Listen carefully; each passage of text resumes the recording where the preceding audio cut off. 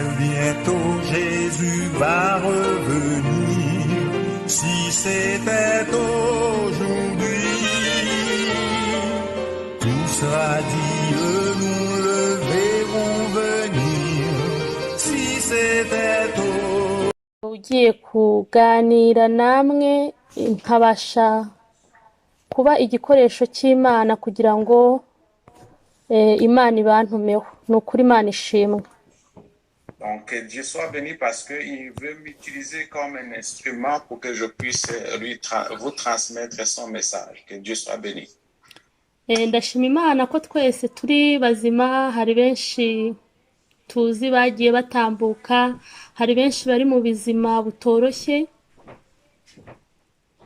Nous remercions parce que nous sommes en vie et il y a eu beaucoup de personnes qui sont parties et qui sont dans des situations très difficiles.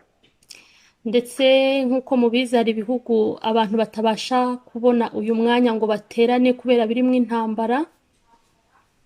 Comme vous savez aussi, il y a des pays qui sont en guerre et qui ne permettent pas que les gens soient capables de s'asseoir et de prier. Niyo mpamvu amahirwe yose Imana ibitanze tugomba kujya tuyaha agaciro.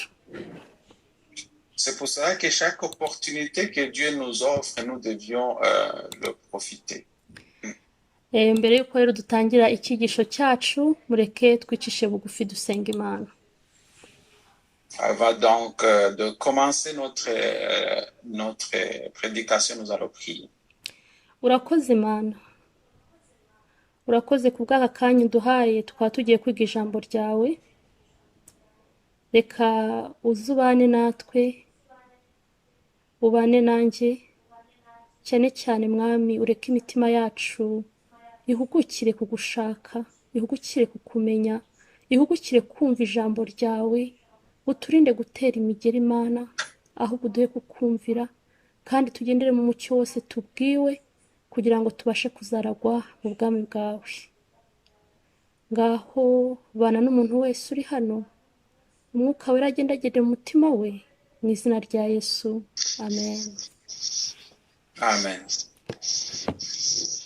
Icyigisho cyacu nakise umutwe uvuga ngo muhunge umujinya uzatera. Muhunge umujinya uzatera. Alors, le titre de la prédication s'intitule « Veuillez fuyez la colère qui va s'abattre sur vous. Veillez la colère qui va venir. » Nk'uko mubizi rero iyo umuntu ahunga ntago biba byoroshye. Comme vous savez, quand une personne fuit, ce n'est pas facile. Arahunga ariko nta n'imikino iba ihari. La personne elle essaie de fuir, mais il n'y a pas de jeu là-dedans quand une personne est en fuite. Mureke dutangire dusoma amagambo aboneka mu gitabo cy'umugenzi aho umwanditsi ari kucyandika yari nk'ahantu ameze nk'indoto. Alors, nous allons voir un peu le livre du pèlerin, là où l'écrivain, quand il écrivait ce livre, il était comme dans un rêve. Yabonye umuntu wari uhetse umutwaro. Alors, il a vu une personne qui avait une charge ou un fardeau. Uwo muntu ngo asoma igitabo yari afite mu ntoki. Et la personne a commencé à faire la lecture du livre qu'il avait dans ses mains. Arangije kugisoma abona araturitse ararira. Alors, après avoir fait la lecture de ce livre, il a commencé à pleurer. Ararira kwihangana biranga. Il a pleuré, il n'était même pas capable de pouvoir résister à ses pleurs. Arangije ajya mu rugo. Après, il est parti chez lui à la maison. Abwira umugore we ati mugore wanjye nkunda. Et il est allé voir sa femme et dit, ma chère bien-aimée. Namwe bana banje. Et vous, mes enfants? Ngewe inshuti yanyu magara nishwe n'umubabaro. Alors, moi qui suis votre ami intime, je suis chagriné, je suis vraiment mort de chagrin. Ndetse umubabaro undemereye cyane. C'est un chagrin si lourd. arangije arakomeza arababwira ati nabariwe inkuru y'impamo y'uko uyu mudugudu wacu uzatwikwa n'umuriro uvuye mu ijuru. Alors il a dit, j'ai été raconté que cette ville dans laquelle nous habitons va être brûlée par le feu. Muri iryo rimbuka riteye ubwoba, njyewe ubwanjye, nawe mugore wanjye, namwe bana nkunda, tuzarimbuka bibi keretse ubuhungiro ntarabona bwaboneka bwo kudukiza. Alors il a dit, toi, ma femme et mes enfants, vous serez brûlés avec moi, sauf si nous nous retrouvons dans un refuge que je n'ai pas encore repéré. Nk'uko mubizi rero, umuntu akubwiye inkuru gutyo, akenshi washaka kumenya amakuru aruseho kugira ngo ubashe gukiza ubugingo bwawe. Alors quand une personne te raconte des nouvelles de ce genre, tu vas chercher un moyen pour pouvoir justement sortir de ce problème pour que tu ne puisses pas être atteint par son malheur. Ariko ngo bumvise ibyo, alors quand ils ont entendu cette nouvelle, ngo bene wabo baratangara cyane. Donc leurs amis, leurs proches ont été tellement, ils ont été étonnés. Ngo si uko bemeye yuko ibyo ababwiye ari iby'ukuri, C'est pas parce qu'ils ont accepté ce que lui disait, leur disait était vrai, ahubwo batekereje ko afashwe n'ibisazi. mais ils ont pensé que cette personne était devenue folle. Nuvuga ngo atewe n'indwara isarisha. Donc, ils pensaient que cette personne a été atteinte par une folie. Ariko ngo uko bwari bwije, Étant donné qu'il faisait tard, bakibwira yuko ibitotsi bibasha kumukiza, ils pensaient que vraiment le sommeil allait peut-être l'apaiser. bihutisha kumuryamisha. Et ils ont commencé à le faire dormir. Ariko ishoro ryose ngo yari maze ari aganya ndetse ababariye, ngo ku buryo ijoro ryamubereye nk'uwo munsi yari afitemo agahinda. Donc cette nuit-là a été tellement longue parce que c'était une nuit où il avait vraiment le chagrin toute cette nuit-là. Nitureba iby'iki gitekerezo, Alors si on regarde un peu cette histoire, ndagira ngo wisuzume mwaka kanya, j'aimerais que vous puissiez vous examiner vous-même. mbese ntiwaba waraburiwe nawe ugatekereza ko ukuburira ari umusazi? Est-ce qu'à un moment donné, vous n'avez pas été averti et vous avez pensé que la personne qui vous avertit est devenue folle? Ni kangahe twumva umuburo utubwira ko iyi si yacu igiye kurimbuka? Quand est-ce que nous entendons cet avertissement nous disant que ce monde va être détruit? Ni kangahe kw'abadiventiste b'umunsi wa karindwi tubwirwa ko Yesu agiye guhaguruka ku ntebe y'imbabazi? Quand est-ce que nous, combien de fois avons-nous déjà entendu comme adventistes que le temps de grâce va se terminer? Ariko natwe tugatekereza ko uri kubivuga ni umusazi ndetse ashobora kuba atewe n'ubwaka. Alors, des fois, nous pensons que cette personne qui est en train de le dire, c'est une folle ou qu'elle est atteinte par un extrémisme. Mureke dukomeze. Alors, nous allons continuer. Ngo bukeye baramubaza bati, Et après, par après, donc, ils ont posé la question à la personne. mbese umerewe ute? Ils ont dit, comment tu te sens, toi? Arabasubiza ati, ndarushaho kumererwa nabi. Alors, il a répondu en disant, écoute, la situation s'empire. Maze yongera kuganira nabo, Il a continué à discuter avec eux. ariko batangira kunangira imitima. Et ils ont continué à durcir leur cœur. Mu by'ukuri aho kugira ngo bumve ubutumwa, au lieu de pouvoir écouter la nouvelle, bashakishe ikintu cyatuma bose babasha gukira, au lieu de chercher une façon de pouvoir s'en sortir et d'être sauvé, ahubwo ubwo butumwa bwatumye barushaho kunangira umutima. et au contraire, ce que le monsieur leur a dit a renforcé leur dureté à la résistance de la parole de Dieu. Bavandimwe munteze amatwi, Chers amis qui m'écoutent, mbese aho ubutumwa buri kubwirwa ntiburi gutuma urushaho kunangira umutima? est-ce que la parole qui est prêchée actuellement ne fait pas en sorte que vous continuez à durcir votre cœur? Maze dukomeze igitekerezo Nous allons continuer l'histoire. ngo kandi batekereza kwirukanisha indwara ye kumutota no kumukankamira. Alors, ils ont continué à pouvoir lui résister à le blâmer et à se moquer à le blâmer et à essayer de l'intimider. Banze kumva ubutumwa, igikurikiyeho ni ukumukankamira, ni ukumubwira nabi, ni ukumwereka ko ari umusazi, ni ukumwereka ko ntacyo bivuze, ntacyo amaze. Batangiye kumukankamira. Donc, ils ont continué à l'intimider, à lui parler mal au lieu de pouvoir écouter ce qu'il dit. Ubundi baramuseka, Ils ont continué à se moquer de lui. baramutota,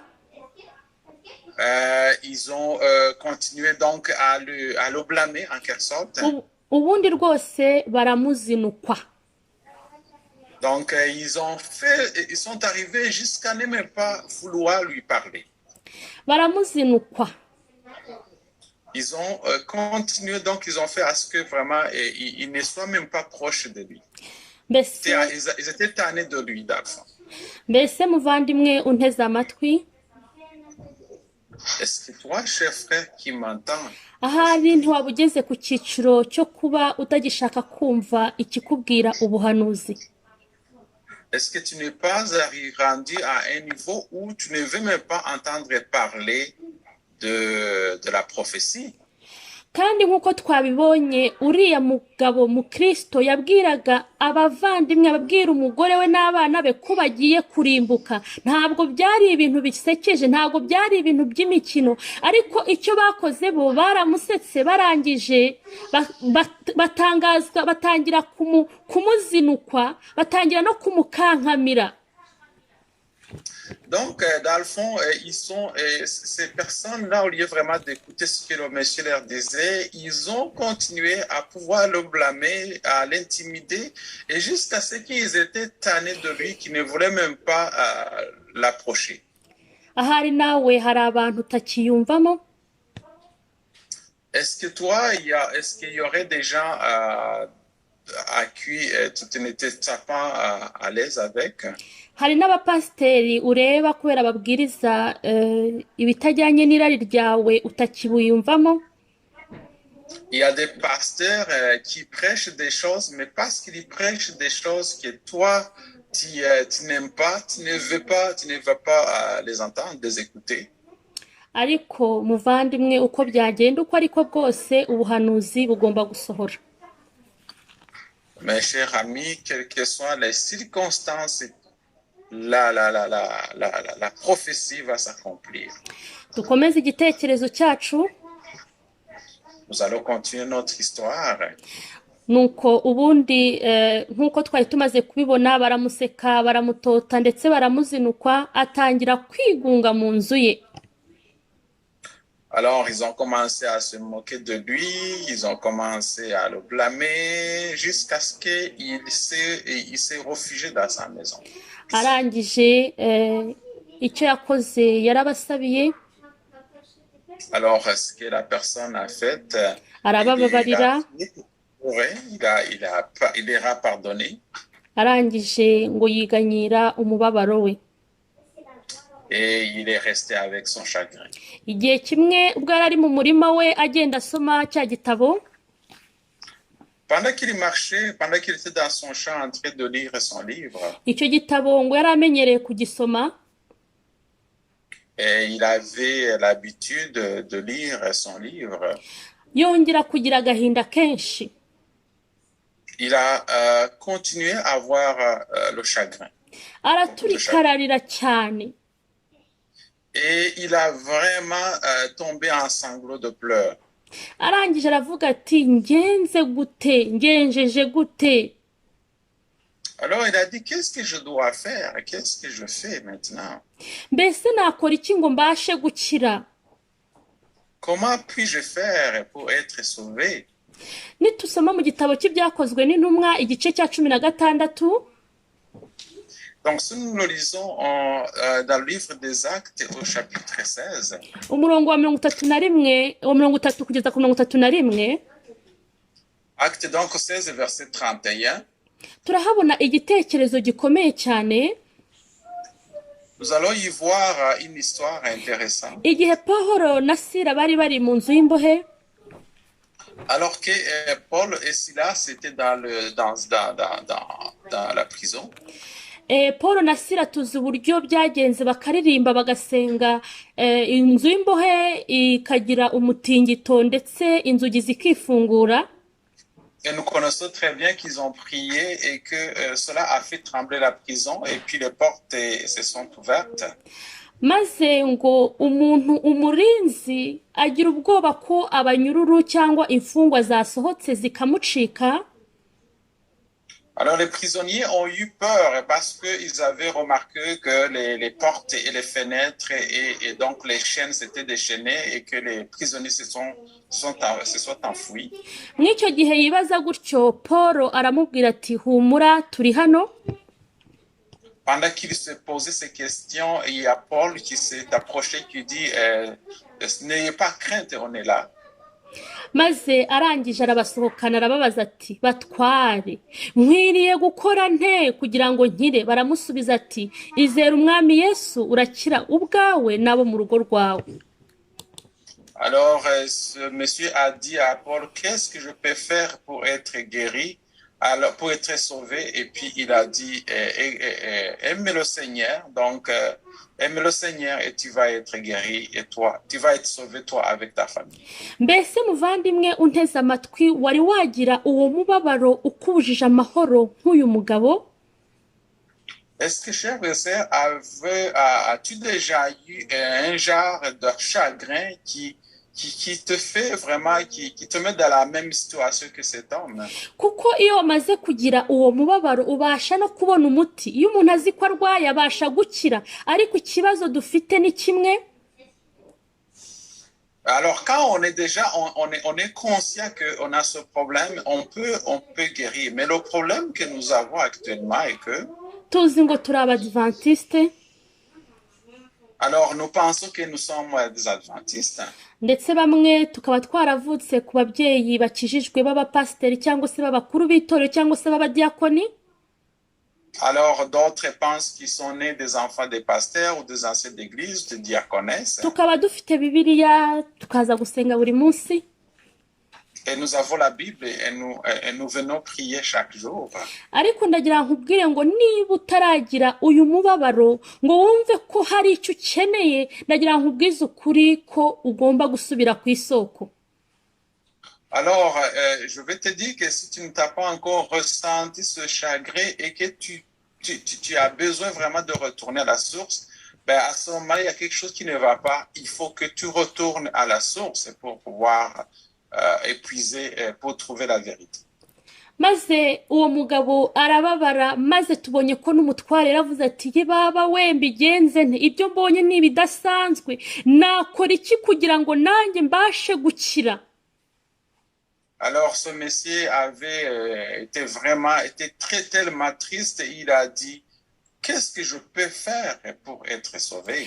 Mbese munyarurembo uri hano, mbese ufite ako gahinda ko kumva ko ubuza amahoro, ko kumva ko urara udasinziriye kubera ko umaze kumenya ko isi yacu igiye kurimbuka, Yesu agiye guhaguruka ku ntebe y'imbabazi? Mbese ufite ako gahinda ko kubura amahoro gutyo maze ugatakishwa ngo mbese nakora iki? Alors, cher ami qui m'écoute, est-ce que il t'arrive d'avoir vraiment ce chagrin, cette tristesse, n'est-ce pas, de voir que ce monde va bientôt se terminer et que tu veux vraiment avoir une solution à ça? ngo nuko mbona kibaguza dukomeze cya gitekerezo. Alors, nous allons continuer cette histoire. Mbona kibaguza nk'ushaka kwiruka. Alors, il a vu comme quelqu'un qui regardait ici et là, comme si c'est quelqu'un qui veut vraiment courir, fuir. Ni ukuvuga ngo wa mugabo wasomye akongera agataka yarakibaguje areba hirya no hino afite umubabaro ashaka kwiruka ariko ngo ntiyarazi aho ari bwerekeze. Alors, ce monsieur qui était chagriné, il a regardé ici et là, il cherchait comment s'enfuir, mais il ne savait pas comment le faire, comment pouvoir s'en sortir, parce qu'il regardait comment pouvoir sortir de cette situation. Ngo mbona umugabo witwa mubwirizabutumwa. Alors, il a vu un homme qui s'appelle le prédicateur. Aza aho aramubaza ati uratakishwa n'iki. Et donc, s'est approché de lui, il a dit, qu'est-ce qui te fait crier comme ça? Mutware nabwiri aramusubiza ati. Alors, il a répondu à ce monsieur, à ce prédicateur. Mutware nabwirijwe n'iki gitabo mfite mu ntoki yuko naciriweho iteka ryo gupfa kandi ubwa nyuma nkaba mbikiwe kujya mu rubanza. Alors, il a dit, on m'a déjà averti que ça va bientôt être la fête du monde et que je serai jugé. Kandi numva yuko urupfu ntarushaka. Et moi, je ne veux pas mourir. N'urubanza ntashobora kurutsinda. Et je ne peux pas aussi pouvoir sortir victorieux de ce jugement. Iyo umuntu yamaze kumenya uburwayi abwiza ukuri ugiye kumuvura cyangwa umuntu yamaze kumenya ikibazo afite arabohoka maze kugira ngo bamushakire umuti.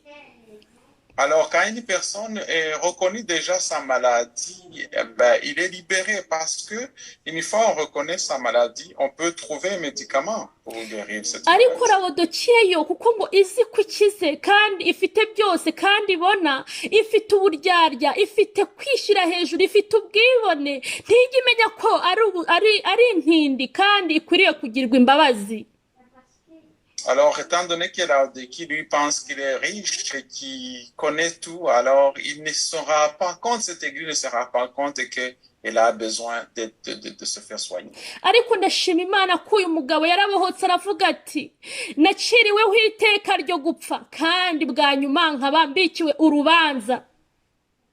Alors, je remercie ce monsieur qui a dit j'ai été condamné à la mort, qu'il y a un jugement qui m'attend. Ese muvandimwe uzi kubikiwe urubanza? Est-ce que mon frère, sais-tu qu'il y a un jugement qui t'attend? Est-ce que uzi ko hari iteka riri gucibwa ubu ngubu muvandimwe unteze amatwi? Est-ce que tu sais qu'il y a un jugement, il y a un procès qui est en train de se dérouler actuellement? Bajeni munteze amatwi muzi ko ibyo mukora hari urubanza. Alors, les jeunes qui vous m'entendez, est-ce que vous savez qu'il y a un jugement par rapport à vos actions? Muzi ko hari iteka riri gucibwa. Est-ce que savez-vous qu'il y a un procès qui est en cours? Mbese nawe urasubiza uti ntabwo nshaka kuzajya mu rubanza kuko sinarutsinda. Est-ce que toi aussi tu vas répondre en disant moi je ne veux pas me présenter devant le tribunal parce que je ne pourrai pas gagner le procès? Maze ngo mubwirizabutumwa aramusubiza ati. Alors l'évangéliste lui a répondu. Niki gituma udashaka gupfa k'ubugingo bufite ibyago byinshi? Pourquoi tu ne veux pas mourir alors que alors qu'il y a beaucoup de problèmes dans ton... Uwo mugabo aramusubiza ati nuko ntinya yuko umutwaro mpetse mu mugongo uzanzika ukangeza hasi ikuzimu. Il dit, moi j'ai peur parce que le fardeau que je porte sur mon dos risque de m'enfoncer jusqu'à l'enfer. Mu by'ukuri aramubwira ati ibyaha binyizingiyeho ibyaha bintetse ibi nibyo bizangeza Gehinomu. Alors il a dit le péché que je porte c'est ce péché là qui va m'amener jusqu'à Gehinomu. Nibyo biri kuntakisha. C'est ces péchés-là qui me font crier. ngo siniteguye kujya mu manza Et je ne suis pas prêt à aller au jugement. maze mubwirizabutumwa aramubwira ati Et le prédicateur lui répondit, ubwo umeze utyo niki kiguhagaritse aho alors étant donné que tu es comme ça, alors qu'est-ce qui fait que tu restes là et être immobile? mubwirizabutumwa amuha igitabo Alors l'évangéliste lui a présenté un livre. cyanditseho ngo hunga umujinya uzatera. Alors c'est un livre qui dit il faut fuir la colère qui va sévir. muntu nteze amatwi hunga umujinya uzatera. Alors toute personne qui m'écoute, fuis donc cette colère qui va sévir. tugeze mu isaha y'aho turi kumva ijwi rirenga. Nous sommes rendus à l'heure où nous entendons la voix. ijwi rigereranya n'igihe cya Yohana umubatiza. La voix qui est comparée au moment à l'époque de Jean-Baptiste. igihe yategurizaga umwami Yesu Kristo wari ugiye kuza. Alors qu'il préparait la venue de Jésus-Christ. ababwira ati nimuhunge umujinya uzatera. Alors il disait veuillez fuir, n'est-ce pas, la colère qui va venir. nimusoma muri Matayo igice cya 3 umurongo wa 7 haravuga ngo abonye abafarisayo n'abasadukayo bazanywe no kubatizwa arababaza ati mwabana b'incira mwe ninde ubaburiye ngo muhunge umujinya uzatera. Alors quand il a vu les pharisiens, les scribes venir, il a dit vous les enfants des vipères, vous les races de vipères, qu'est-ce qui vous amène ici pour fuir la colère qui va s'en venir? muvandimwe muhunge umujinya uzatera. Chers amis, veuillez fuir cette colère qui va venir. Matayo igice cya 3 umurongo wa 2 havuga ngo mwihane kuko ubwami bwo mu ijuru buri hafi.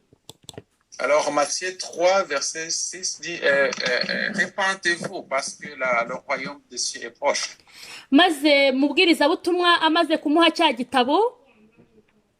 Et après avoir reçu le livre du prédicateur, maze aramubwira ati ndahungira hehe. alors il lui a demandé où est-ce que je vais fuir? undi mubwirizabutumwa amutungira urutoki. Et notre prédicateur lui a pointé le doigt. amutungira urutoki aramubwira ati urarora ririya rembo ritoya. Alors il a dit est-ce que tu regardes cette petite porte? urareba ririya rembo ritoya. Est-ce que tu regardes le petit portail? undi aramubwira ati hoya ntaryo mbona. Alors il dit non, je ne vois pas le petit portail. mbese muvandimwe waba uzi iryo rembo iryo ari ryo? Alors cher ami, est-ce que tu connais ce petit portail? reba muri Luka igice cya 13 umurongo wa 23 ugeze ku murongo wa 24. Alors on va regarder dans Luc chapitre 13 verset combien? 23 jusqu'à 24.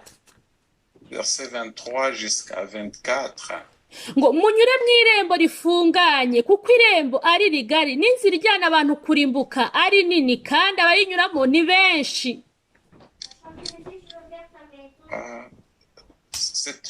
Luc chapitre combien encore? 3? Luka igice cya 13 umurongo wa 23 kugeza kwa 24. Ok, donc c'est le verset 24. Efforcez-vous d'entrer par la porte étroite, car je vous le dis, beaucoup chercheront à entrer et ne le pourront pas.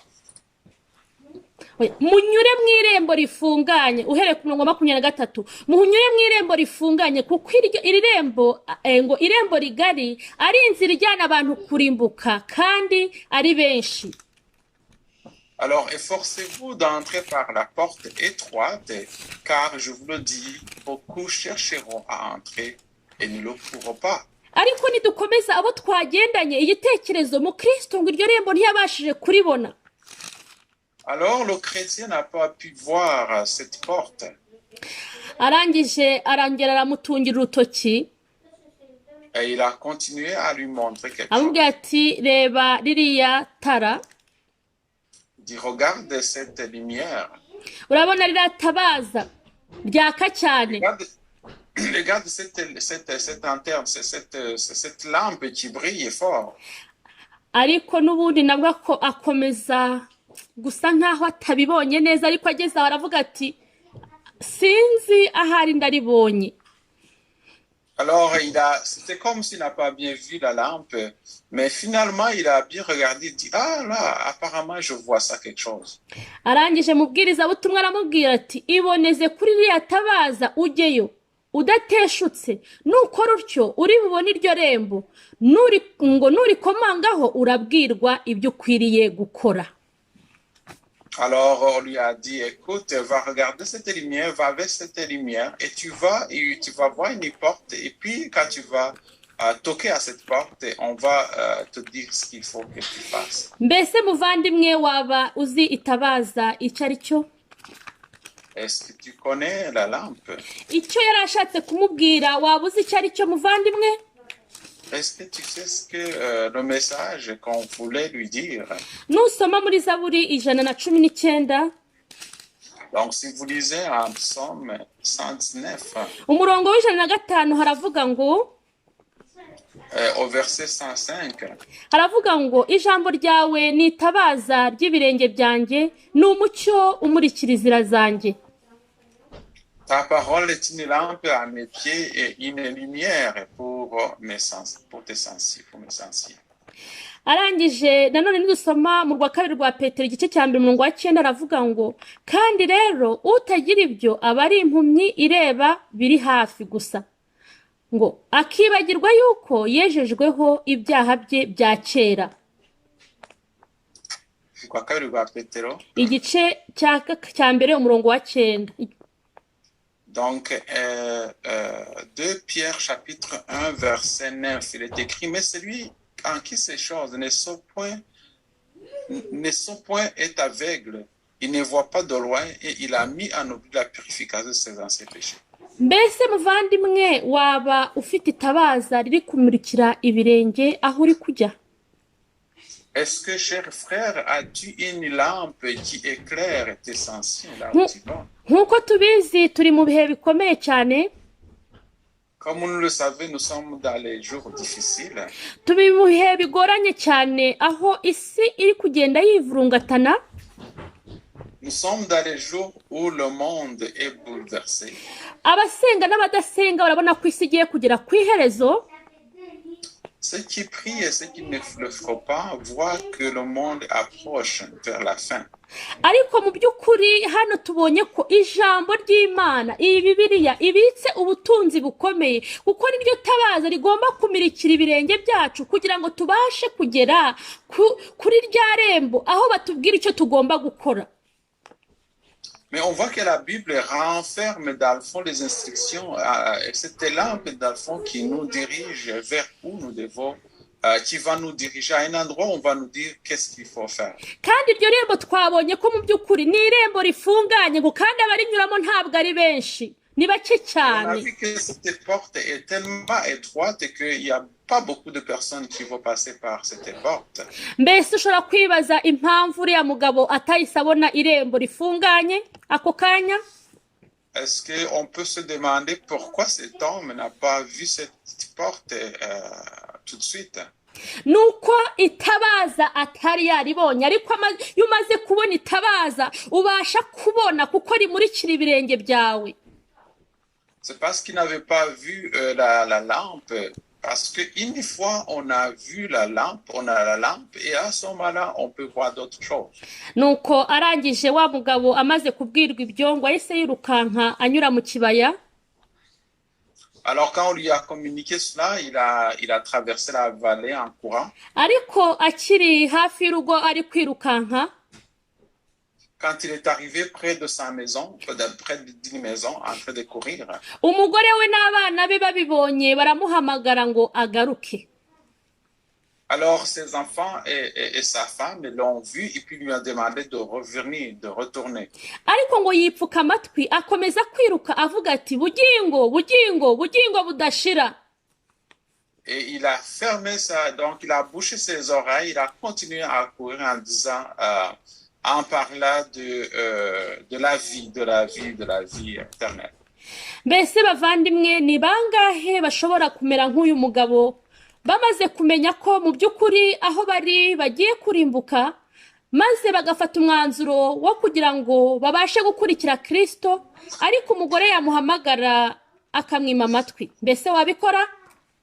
Alors, qui sont ceux qui seraient courageux pendant qu'ils sont en train de courir vers quelque chose, puis la femme les appelle, mais ils ne vont même pas écouter leur femme. Est-ce que toi, tu es capable de pouvoir le faire?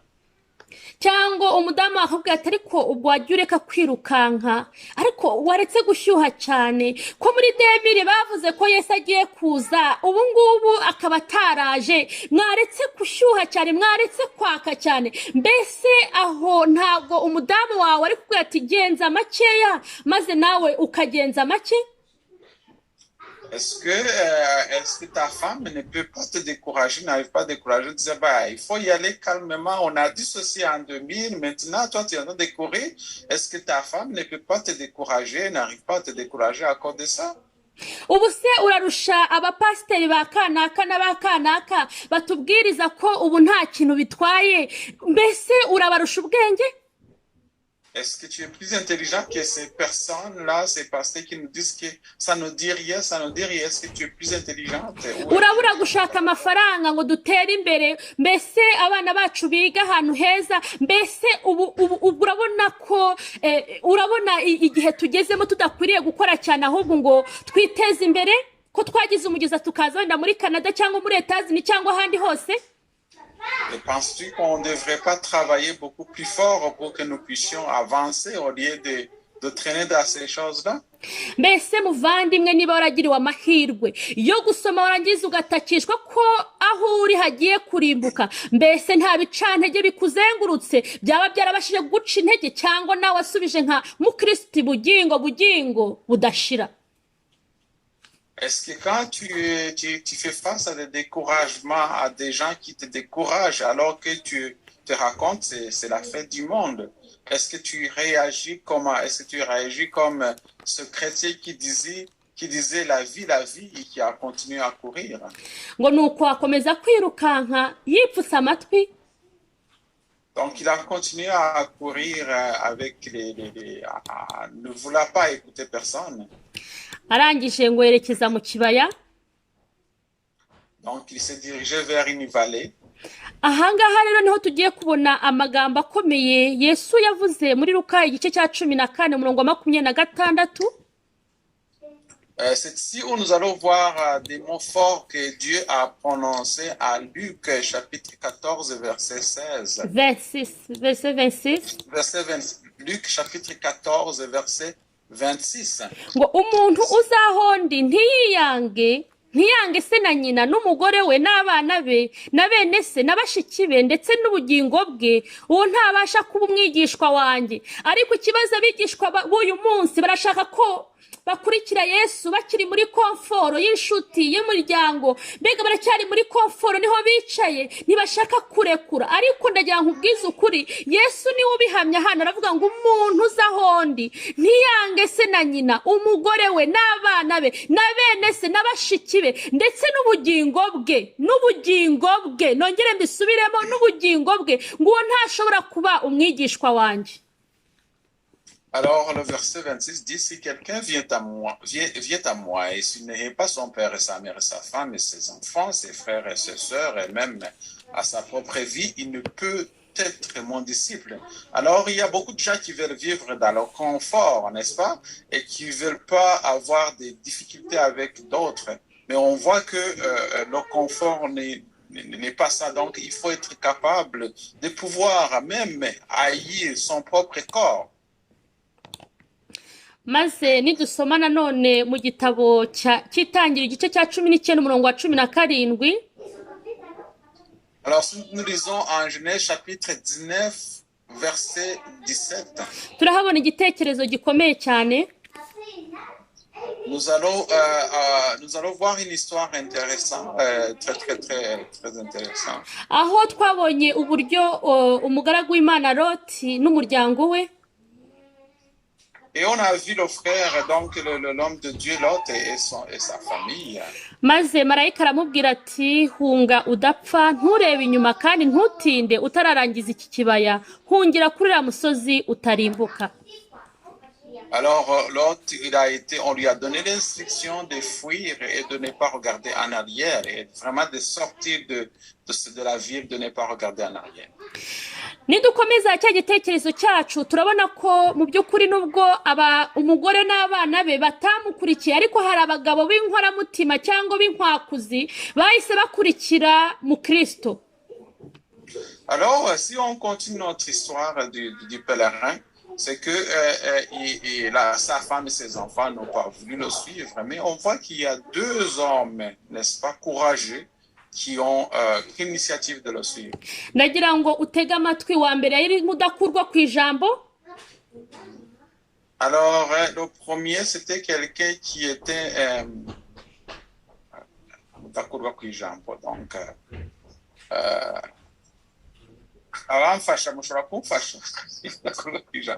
donc l'invisible, on dirait, oui. Ok. Undi yitwa Mugiryanino. Et l'autre, c'était un homme qu'on peut appeler, qui ne sait pas vraiment où aller, qui ne sait pas quelle position prendre. Baramukurikira bamubwira ati rero umva mugabo tuje kukugira inama. Alors, ces deux hommes, ils sont approchés à lui, ils ont dit, nous venons maintenant, nous voulons te donner des conseils. Mbese ubusize umugore wawe n'abana bawe ubwo urajya he? Alors, ils ont dit, là, tu viens d'abandonner ta femme et tes enfants, où est-ce que tu vas finalement? None se ubwo urumva utekereza wowe? Alors, il dit, est-ce que tu penses, est-ce que tu réfléchis bien toi? Urasiga umugore ugasiga abana urasiga abaturanyi urasiga urugo rwawe ngo urakomeza izo nyigisho z'ubuyobe mbese ubwo urumva uri gutekereza neza? Alors on lui dit, écoute, tu viens d'abandonner tes enfants, tu viens d'abandonner tes biens, tu viens d'abandonner tout ça là. Est-ce que penses-tu vraiment que tu réfléchis comme il faut? Ariko arabasubiza ati oya ntibishoboka mutuye mu mudugudu witwa Rimbukiro aho nanjye navukiye mbonye yuko ariko uri kandi hazaza igihe vuba cyangwa kera muzapfirayo muzikwe mugere hasi y'ikuzimu. Alors il a dit, écoute, moi là, j'ai bien lu mon livre et j'ai constaté que vous habitez dans la ville qui s'appelle Destruction. Et là, cette ville, c'est une ville qui s'appelle Destruction. Alors si vous y restez, vous serez détruits. Si, comme moi aussi, si j'étais resté, je serais détruit. Donc vous devez sortir de cette ville. Nimuze tujyane. Venez, nous partons ensemble pour que nous puissions partir ensemble. Mudakurwa ku ijambo araseka cyane ati dusige inshuti zacu ibitunezeza byose. La personne qui ne veut pas vraiment lâcher, n'est-ce pas, il a dit non, écoute, là, moi, je ne peux pas laisser ma famille. Aravuga ati ariko ubwo se nasiga inshuti y'abavandimwe nkasiga ngo iki ati reka ati ibyo ntago twabikora nuko mukristo aramubwira ati yawe wari uzi ko imbere aho ngana hari umunezero nta mubabaro uzaharangwa hari ubwiza budashira. Alors, quand il a discuté avec cette personne qui ne veut pas vraiment changer de position, et il lui a dit, non, écoute, oui, vous pensez que je quitte mes biens, mes amis, mais vous savez là, si vous saviez là où je vais, c'est un endroit où on va vivre paisiblement, c'est un bel endroit où on va bien vivre. Ubwo se uzabahute nta kazi ubwo se uzabahute ariko birengagiza uwavuze ngo dore ubwo yavugiraga mu mugaragu w'Imana Dawidi ati dore ndashaje ariko sinari nabona ngo umugaragu w'Uwiteka arekwa cyangwa abana be basabiriza. Alors pendant qu'il lui disait comment vas-tu faire là où tu vas, comment tu vas vivre, ils se sont, dans le fond, ils n'ont pas compris que même Psaume, n'est-ce pas, alors en Psaume, on a dit, voici, je suis bien, j'ai jamais vu, n'est-ce pas, un homme de Dieu mendier à son père. Mbese abantu muri hano ntago mwaba muri nka mudakurwa ku ijambo ahantu hose muba mufite rezo mukavuga mutari ko namwe ntimugakabye. Mbese urabona byagenda gute ubuzima ko ari ukubudufashe mbese twabigenza gute? Est-ce que vous n'êtes pas comme ce monsieur qui ne veut pas vraiment changer de position, qui veut rester sur ses convictions et qui pense que vraiment, qui essaie de décourager tout le monde dans le fond? maze arangiza arongera aramubwira ati ibyo ushaka ni ibiki bikurekesha iby'isi byose mbese ubundi uzaba mu isi ya wenyine. Alors on lui a dit, qu'est-ce que tu veux finalement qui te fait abandonner tout? Est-ce que finalement tu vas vivre dans un monde tout seul? maze undi aramubwira ati ufashe isuka ntasubira inyuma ndakomeje mu rugendo rwanjye. Et donc le pèlerin lui a dit, c'est lui qui prend une roue, un instrument, qui veut travailler, il ne retourne pas, donc je vais continuer ma route. ubwo mudakurwa ku ijambo ahita abwira mugenzi we mu girya nino ati duhindukire twitahire uyu yasaze. Alors la personne là a dit à un autre qui, lui, dans le fond, n'a pas de position fixe, il a dit, écoute là, retournons ensemble et puis... ubu se ararusha ubwenge abatubanjirije mbese ahari nawe ntujya uvuga uti aba bantu bari kuvuga ibi babakubwira iby'ubuhanuzi berekana igitabo cya Daniyeli n'ibyahishuwe ukavuga uti ariko se aba bantu bafite ubwenge ubu se bararusha ubwenge kanaka na kanaka nawe ukaba nka mudakurwa ku ijambo. Est-ce que toi, tu n'es pas comme ces personnes-là qui ne veulent pas prendre des qui sont vraiment, qui sont fermes à leur position, qui sont invisibles dans le fond et qui négligent et qui, tu serais comme par exemple ces personnes qui disent, bon, écoute, là, la prophétie, tout ça, ce qu'on dit à Daniel, Apocalypse, c'est quelque chose de passé, là, et puis qui ne veut pas écouter ces prophéties. twihuse cyane tubona ko mu girya nino we yaravuze ati reka ngukurikire tujyane anacyaha na mugenzi we ati have witukana ubundi mudakurwa ni ku ijambo wenyine yisubiriyeyo. Donc, la deuxième personne, la personne donc, qui n'a pas vraiment de position prendre, là, finalement, cette personne a suivi le pèlerin, alors que l'invisible, là, lui, il est retourné chez lui. arangije akomezana na mukristo agenda amubaza ati ariko ubundi ibyo urimo urabizi. Alors, il a continué le chemin avec le pèlerin, mais en lui essayant de lui raisonner en disant, qu'est-ce que tu es en train de faire? Est-ce que tu fais vraiment, tu es sûr de ce que tu fais? mbese aho urabyizeye? Est-ce que vraiment tu crois à ce que tu dis là? hari ba mu girya nino badashaka kwiteranya. Il y a aussi des gens qui sont un peu comme ce monsieur qui ne veulent pas, qui ne veulent pas se fâcher avec l'autre, qui ne veulent pas bagashaka gufata impu zombi et qui veulent prendre les deux bouts. ariko bakajya mu bintu mu by'ukuri bashidikanya. Alors ils vont aller dans les choses sans conviction. bakajya mu bintu bavuga ati okay ntacyo mpomba ariko nanone aho kugira ngo mbure inshuti mbega agafata impu zombi nta ruhande ahagazemo. Alors il va dire, écoute, je perds rien, mais par contre, au lieu de perdre mon ami, je vais quand même le suivre. Là, il n'est vraiment pas, il fait des choses sans conviction. Là. ariko hari igisubizo ngira ngo dusoreze ku iki gitekerezo cy'umugaragu w'Imana mu Kristo yaramusubije ati nge nizeye Imana itajya ibasha kwibeshya. Haleluya. Alors je vais peut-être un peu clôturer sur cette déclaration du pèlerin. Moi, je crois à Dieu qui ne se trompe pas. abashaka kuzakomeza kino gitekerezo muzasome igitabo cy'umugenzi muzareba urwo rugendo n'uburyo n'amaherezo nuko mu Kristo yabashije gukira umutwaro. Alors ceux qui veulent vraiment bien écouter l'histoire, lisez l'histoire du pèlerin. Alors, vous allez voir comment ce monsieur, donc le pèlerin, a pu s'en sortir.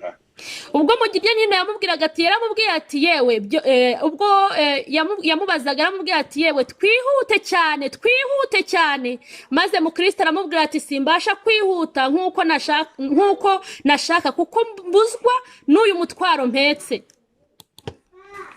Alors qu'on lui demandait de pouvoir aller très vite, alors le chrétien a dit non, écoute, je n'arrive pas à avancer aussi rapidement parce qu'il y a un lourd fardeau qui est sur mon dos qui m'empêche d'avancer rapidement. ba mugirya nino baba bafite ubushyuhe bukomeye cyane kandi bashaka kugera ahantu bihuse bumva bahita banyerera bakagwayo. Ben, ces personnes-là qui sont comme des sans position dans le fond, c'est des gens qui veulent aller à un endroit mais y aller rapidement, qui veulent utiliser des raccourcis pour arriver là-bas. Ikibazo ndi kukubaza mbese waba uri mugerya nino cyangwa waba uri mudakurwa ku ijambo?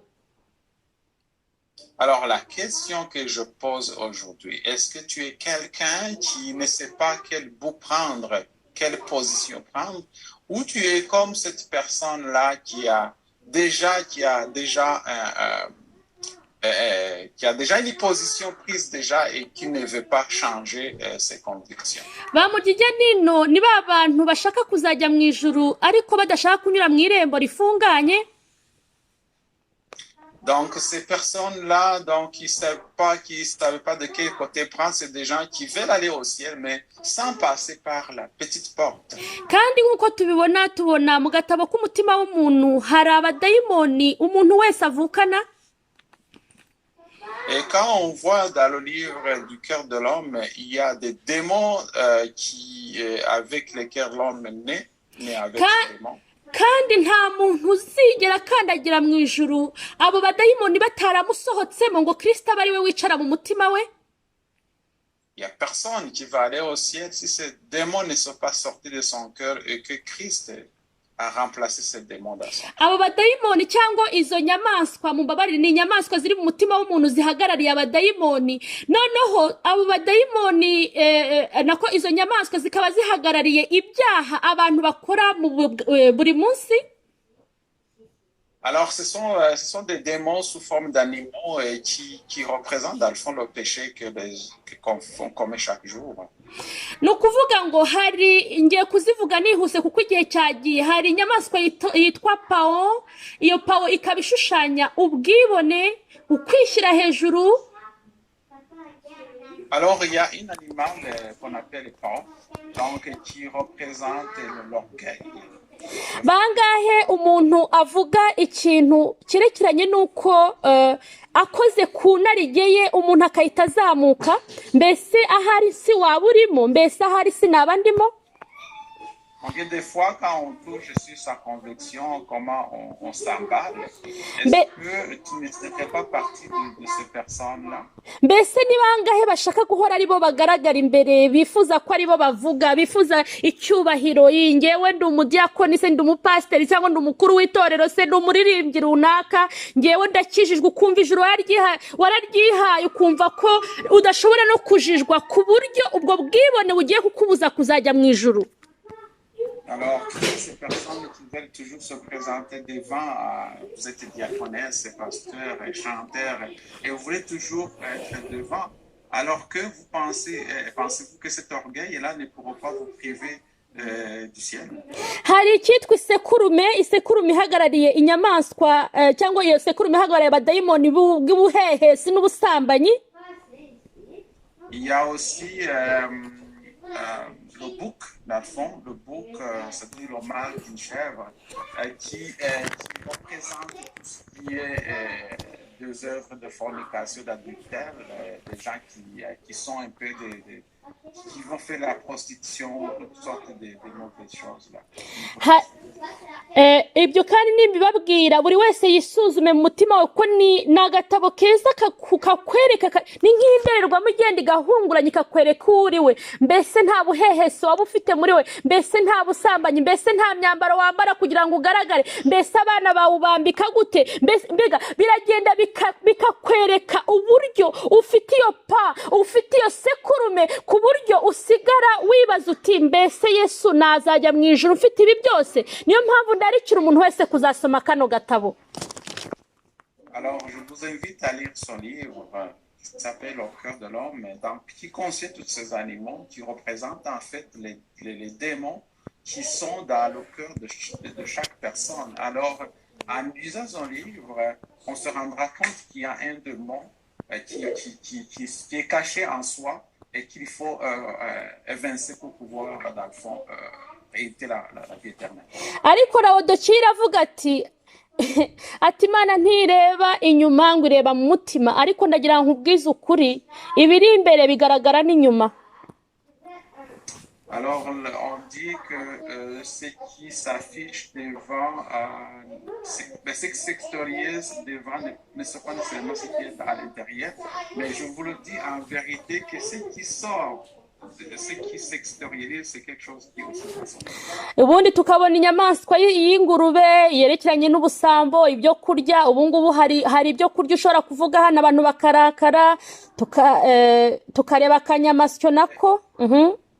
Et là, on voit par exemple le cochon qui représente la nourriture, les gens qui aiment. Je peux parler d'un type de nourriture et certaines personnes vont se fâcher. On va parler aussi de la tortue.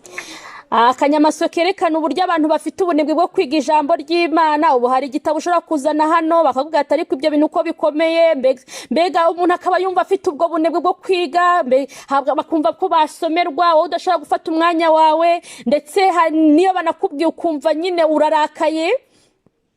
Donc, il y a cette tortue-là qui représente la paresse à étudier la parole de Dieu. Hari icyitwa ingwe, hari inyamaswa y'ingwe ihagarara umudayimoni w'uburakari, w'umujinya, wo kuvuga nabi. Il y a le léopard qui représente le démon de se fâcher, de la colère extrême. Hari inzoka ihagarariye nayo umudayimoni w'uburiganya. Il y a aussi le serpent qui représente le démon de la ruse. Ndetse no kugira amashyari n'ishyari. Et avoir la jalousie. Ishyari ryo mu bitekerezo. La jalousie dans les pensées. Hari igikeri. Il y a la grenouille. Igikeri gishushanya ubugugu. Qui représente c'est l'avarice. L'avarice, hein? Pardon? L'avarice. L'avarice, merci. Bavandimwe rero urumva mu gihe nino warashaka kujya mu ijuru ajyanye n'ibyo bintu byose mu mutima we, kuko arashaka kwiturayo. Donc, cette personne-là va accumuler toutes ces choses et il veut aller sauter droit au ciel parce qu'il veut comme un peu passer par des raccourcis pour pouvoir aller au ciel. Ariko mukristo aravuga ati nge ndacyafite umutima undemereye, ndacyafite umutwaro undemereye, mbanza kutura mbere yuko ngerayo. Niyo mpamvu nshaka icyantura uyu mutwaro kugira ngo mbashe kugerayo. Alors le pèlerin lui dit j'ai ce fardeau-là qui est sur mon épaule et je voudrais d'abord, n'est-ce pas, le mettre de côté pour que je puisse avancer. Nidusoma igitabo cya Daniel igice cya 9 twihuse. Si nous lisons le livre de Daniel, chapitre 9, chapitre 9 de Daniel. Tuhabona igitekerezo cya Daniel uburyo abisirayeli cyangwa abayuda bari Babuloni, ariko bakaba barahawe imyaka bazamara i Babuloni, noneho barangiza bagasubira mu gihugu cy'iwabo. Donc, on voit combien donc le temps qu'on avait donné aux enfants d'Israël de rester dans l'esclavagisme et le temps que ça va prendre pour retourner chez eux. Maze umugaragu w'Imana Daniel arangije yicara hasi yiga ubuhanuzi bwa Yeremiya. Alors le prophète Daniel s'est assis, il a étudié la prophétie de Jérémie. Ngo mpanga amaso umwami Imana yanjye mushakisha gusenga no kwinginga niyiriza ubusa, nambara ibigunira nisiga ivu, senga Uwiteka Imana yanjye nyaturira nti Nyagasani Imana yacu nyiri igitinyiro, ukomeza gusohoza isezerano no kugira ibambe abayikunda bakitondera amategeko yayo. Umurongo wa 3 niho mereye. Ok, donc je tournais ma face vers le Seigneur Dieu afin de recourir à la prière et aux supplications en jeûnant et en prenant le sac et la cendre. je priai l'Éternel, mon Dieu, je lui fis cette confession. Seigneur, Dieu grand et redoutable, toi qui gardes ton alliance et qui fais miséricorde à ceux qui t'aiment et qui observent tes commandements. twacumuye tuba ibyigenge, twakoze nabi, twaragomye, turateshuka, tuva mu mategeko n'amateka yawe, ntitwumviye abagaragu bawe b'abahanuzi bajyaga babwira abami bacu. Nous avons péché, nous avons commis l'iniquité, nous avons été méchants et rebelles. Nous nous sommes détournés de tes commandements, de tes ordonnances. Nous n'avons pas écouté tes serviteurs, les prophètes, qui ont parlé en ton nom à nos rois et à nos chefs, à nos pères et à tout le peuple du pays. Umugaragu w'Imana Daniyeli yatuye ibyaha bye, yatura n'ibyaha by'ubwoko bwe kugira ngo Imana ibashe kumusobanurira igihe bahagazemo n'igihe cyo gutabarwa kwabo. Et donc Daniel a confessé ses péchés pour lui et pour son peuple, pour que Dieu puisse les délivrer, pour que Dieu puisse pouvoir les sortir des problèmes qu'ils avaient. Nk'uko ibyahishuwe bivuga ngo hahirwa usoma amagambo y'ubu buhanuzi, hahirwa n'abayumva bakitondera ibyanditswe muri bwo, kuko igihe kiri bugufi. Et comme l'Apocalypse nous dit que heureux celui qui écoute les mots de ces prophéties parce que le temps est proche. Bavandimwe, umudugudu turimo, iyi si yacu igiye kurimbuka. Chers amis, la ville dans laquelle nous nous retrouvons, donc la ville où le monde dans lequel nous sommes va bientôt être détruit. Mbese ntiwahunga umujinya ugiye gutera? Est-ce que tu ne veux pas fuir cette colère qui va s'abattre sur cette ville? Cyangwa nawe uraba mudakurwa ku ijambo na mugirya nino? Tu vas être comme ces deux personnes qui ne veulent pas changer ou d'autres qui veulent tout simplement suivre sans réfléchir. Cyangwa nawe uraba nk'umugore wa Mukristo n'abana be?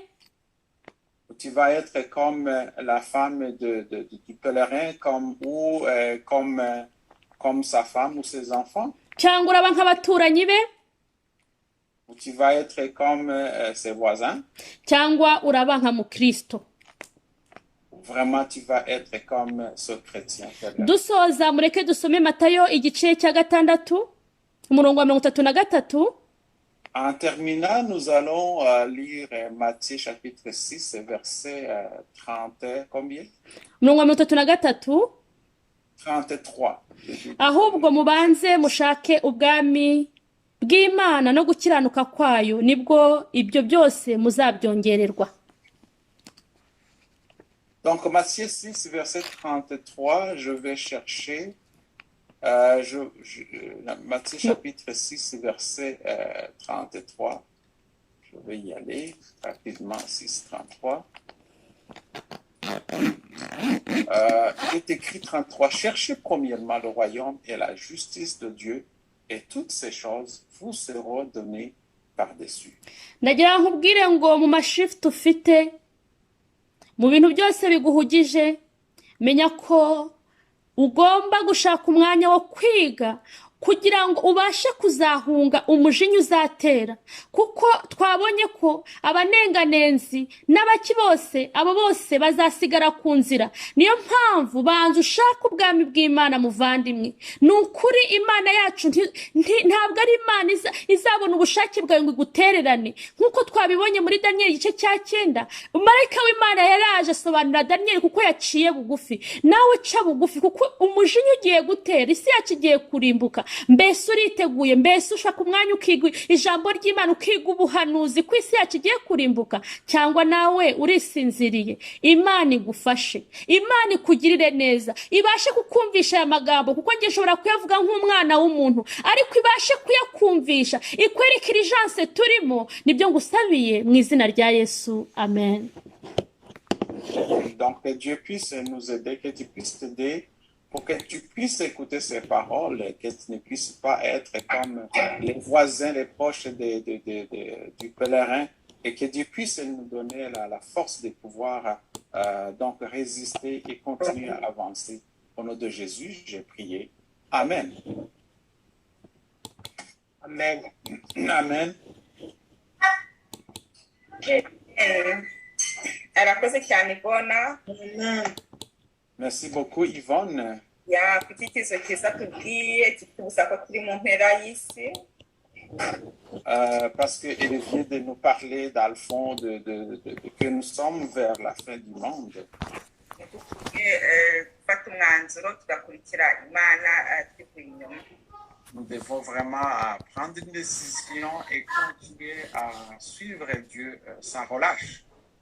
Ibona rero Imana iguha umugisha kandi ukomeze umurimo. Yvonne, merci beaucoup, que Dieu te bénisse et continuer l'œuvre de Dieu.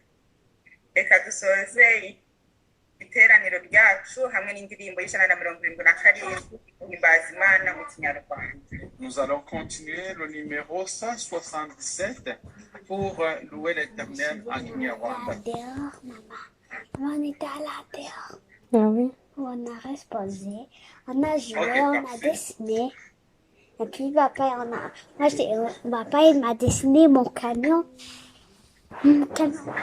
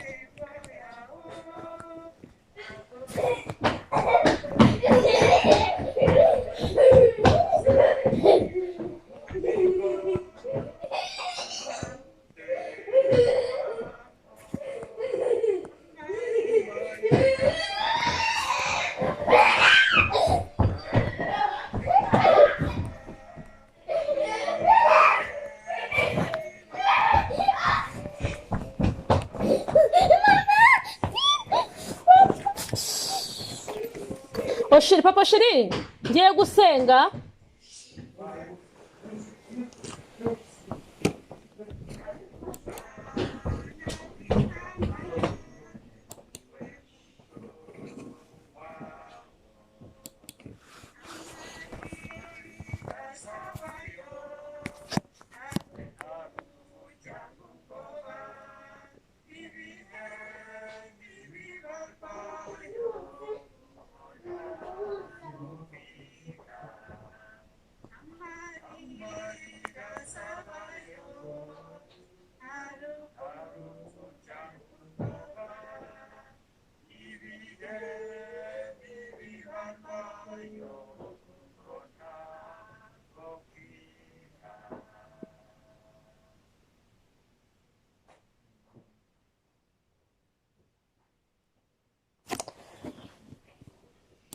Mureke twicishe bugufi dusenge.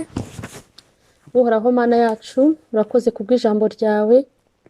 Reka Nyagasani ntibe ari ijambo ryo gutuma twinangira imitima, ahubwo riba ari ijambo rituma umuntu wese abasha gukiza amagara ye. Binshoboze kandi ubishoboze n'abariteze amatwi mu izina rya Yesu. Amen.